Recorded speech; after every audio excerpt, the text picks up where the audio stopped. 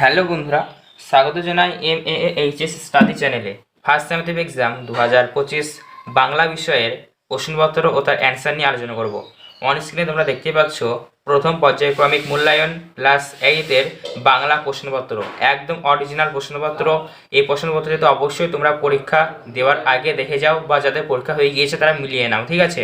তোমরা দেখতেই পাচ্ছ তোমাদের ফুল মার্কস রয়েছে 30, তোমাদের সময় রয়েছে 1 ঘন্টা, ঠিক আছে। তো চলো ক্লাস 8-এর বাংলা প্রশ্নপত্র ফার্স্ট সেমেস্টার এক্সাম শুরু করি আলোচনা আজকের। 1 নম্বর দাগে দেখতে পাচ্ছ তোমরা সঠিক উত্তরটি বেছে নিয়ে লেখো। তোমাদের থাকে প্রথম প্রশ্ন, দেখো, খুশহাল খা খতক হলেন ভারতীয় কবি, পাঠান কবি, আফগান কবি না বাঙালি কবি? তো সঠিক অ্যান্সারটি হবে পাঠান কবি, ঠিক আছে। পরবর্তী প্রশ্নে দেখো, মাইকেল মধুসূদন দত্ত বিদেশে গিয়েছিলেন ইন্ডিয়ান জাহাজে, টাইটানিক জাহাজে, লিসন জাহাজে না সিলন জাহাজে? তো সঠিক অ্যান্সারটি হবে সিলন জাহাজে, ঠিক আছে। পরবর্তী প্রশ্নটি দেখো, টেনিদার হাতটা এগিয়ে আসবার আগেই আমি হাওয়া, একেবারে দার্জিলিং মেলের স্পিডে, বোম্বাই মেলের স্পিডে, কামরূপ মেলের স্পিডে না পাঞ্জাব মেলের স্পিডে? তো সঠিক অ্যান্সারটি হবে পাঞ্জাব মেলের স্পিডে।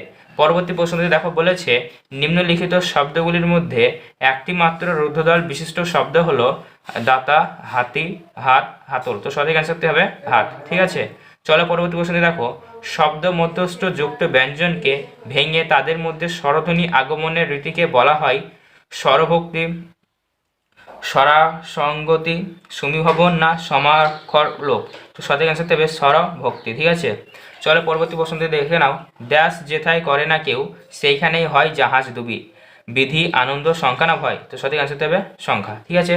পরবর্তী প্রশ্নটি দেখো, কে চুপি চুপি জল খেতে আসে, খরগোশ, ময়ূর, বাঘ না হরিণ? তো সঠিক অ্যান্সারটি হবে হরিণ, ঠিক আছে। পরবর্তী প্রশ্নটি দেখো, অবাক দৃষ্টিতে দেখে কে দেখে, পায়রা, শালিক, চড়ুই না বনময়ূর? তো সঠিক অ্যান্সারটি হবে ময়ূর। এরপরে তোমরা দেখো 2 নম্বর দাগে চলে আসছো। দেখো এখানে বলছে একটি বাক্যে উত্তর দাও, অর্থাৎ SAQ বা সঠিক মানে তোমাদের 1 নম্বর করে এখানে রয়েছে, ঠিক আছে। তো ফার্স্ট কোশ্চেন তোমরা দেখো এখানে কি বলেছে, চন্দ্রগুপ্ত নাট্যাংশতের ঘটনাস্থল ও সময় নির্দেশ করো। তো অবশ্যই তোমরা তোমাদের বইরা তো সামনের পেজে পেয়ে যাবে,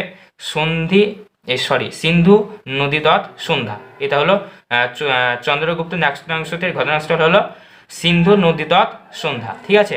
পরবর্তী প্রশ্নটি দেখো, তোতাই এর কোলের উপর কি নেমে আসবে? তো সঠিক অ্যান্সারটি হবে তোতাই এর কোলের উপর নেমে আসবে কয়েকটি নীল লাল ফুল নেমে আসবে, ঠিক আছে। পরবর্তী প্রশ্নটি দেখো কি বলেছে, দল নির্ণয় করো, তাৎপর্য রয়েছে আর অদ্ভুত রকম রয়েছে। তো তাৎপর্যর দল নির্ণয় করলে কি হবে, তয়াগার খন্তাক্ষ তাৎ প্লাস পর জ, 3খানা দল হবে, ঠিক আছে। পরবর্তী প্রশ্নটি দেখো কি বলেছে, অভিশ্রুতি কাকে বলে? অ্যান্সারটি লক্ষ্য করো, অপিহীনতার ফলে আপাত হস্যইকার উকার পরবর্তী স্বরধ্বনির সঙ্গে সন্ধিযুক্ত হয়ে যে ধ্বনির পরিবর্তন ঘটায় তাকে আমরা অভিশ্রুতি বলতে পারি, ঠিক আছে। পরবর্তী প্রশ্নে দেখো কি হবে, প্রগত ও পরাগত সমীভবনের একটি মাত্র পার্থক্য লেখো। তা দেখো আমরা পার্থক্যতে এখানে নিচে লিখে দিয়েছি। প্রগত সমীভবন পূর্বের ধ্বনি পরিবর্তিত ধ্বনিকে প্রভাবিত করে, আর পরাগত পরের ধ্বনি পূর্বের ধ্বনিকে প্রভাবিত করে, ঠিক আছে। পরবর্তী প্রশ্নে দেখো, অপুর পিতা মাতার নাম লেখো। তো অপুর পিতা মাতার নাম কি? অপুর বাবার নাম হলো, পিতার নাম হলো হরিহর, আর মা অর্থাৎ মাতার নাম হলো সর্বজয়া। পরবর্তী প্রশ্নে দেখো কি হবে, আলকুশি কি? তো অ্যান্সারটি লক্ষ্য করো, আলকুশি হলো হুলের মতো আলযুক্ত লতা গাছ যা তার ফুলকে বোঝায়, ঠিক আছে। এই হলো তোমাদের SAQ বা শর্ট অ্যান্সার টাইপ কোশ্চেন। পরবর্তী প্রশ্নগুলি দেখো, তোমাদের বড় প্রশ্ন রয়েছে এখানে, তোমরা দেখতে পাচ্ছ বলেছে যে কোনো 2টি প্রশ্নের অ্যান্সার দাও, ঠিক আছে। তোমাদের এখানে 3 নাম্বার করে রয়েছে, 3 গুণা 2 তাই 6 নম্বর এখানে রয়েছে। প্রশ্নটি ফার্স্টে দেখো কি বলেছে, আপনি মনে করবেন না যে আমি অলসভাবে দিন কাটাচ্ছি। এখানে আপনি বলতে কার কথা বলা হয়েছে, লেখক কীভাবে দিন কাটাচ্ছিলেন, ঠিক আছে। যে কোনো 2টি করতে হবে। 2 নম্বর প্রশ্নে দেখো কি বলেছে, ডিমের ডালনা থেকে তোর নাম কেটে দিলাম, কে কার নাম কেটে দিয়েছিল আর এইরূপ সিদ্ধান্তের কারণ কি, ঠিক আছে।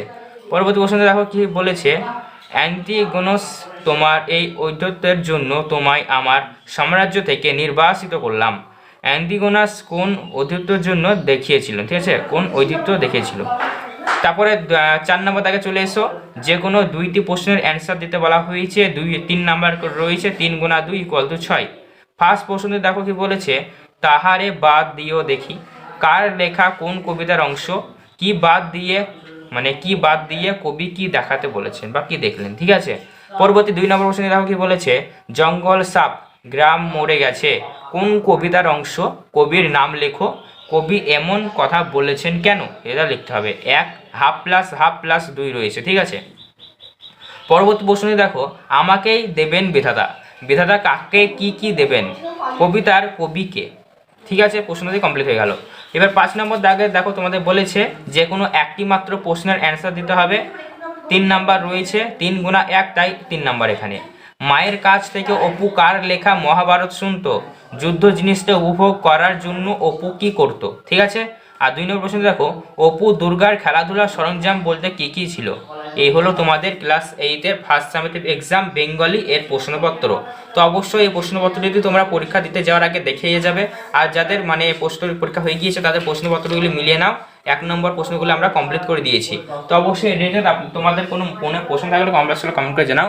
এরকমই ইনফরমেশন ভিডিও এবং এডুকেশন পারপাস ভিডিওগুলি সবার আগে পেতে হলে অবশ্যই আমাদের এই চ্যানেলটিকে সাবস্ক্রাইব করো এবং পাশে থাকা বেল নোটিফিকেশন দিকে অল করো। ধন্যবাদ।